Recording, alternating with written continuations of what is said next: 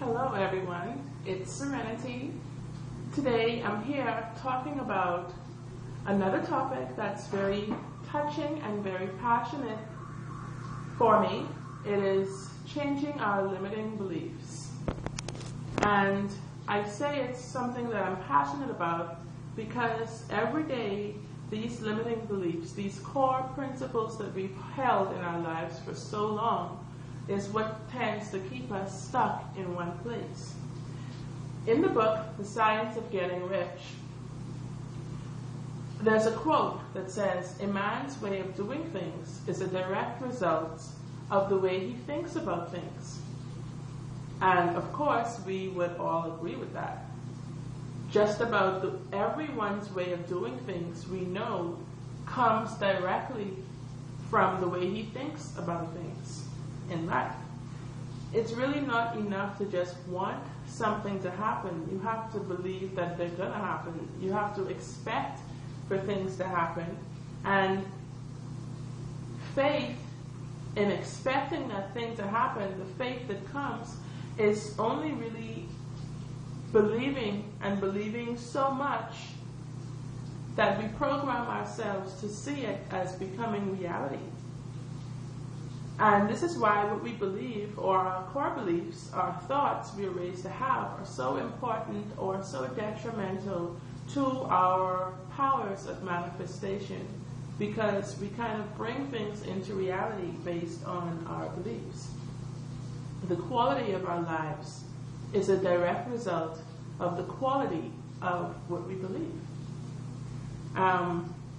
Just the way a person behaves is the evidence of what this person thinks and believes deep inside his heart or her heart.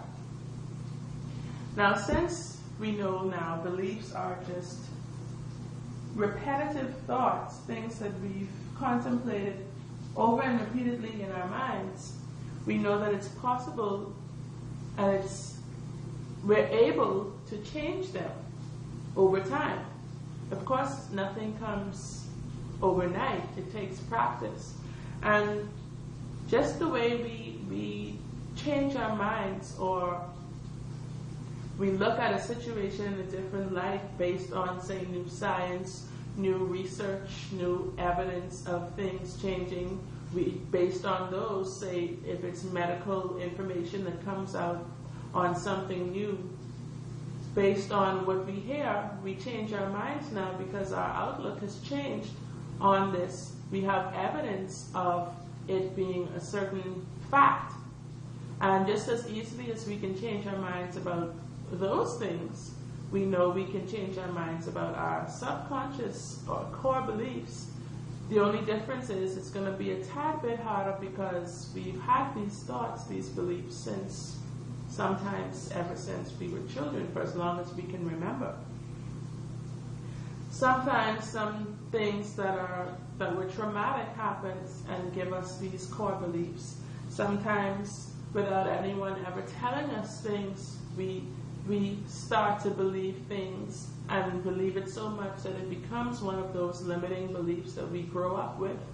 Sometimes people actually tell us things in our younger years that we tend to start believing. The older we get, the more we hear it, the more we start to believe it.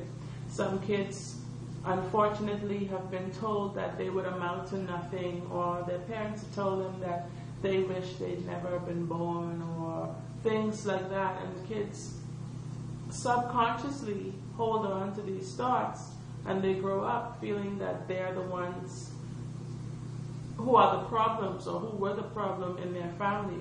Or if they have a dysfunctional home, they start to feel like they were the one to blame for the dysfunction in that home. I mean, it's sad, but it is what it is.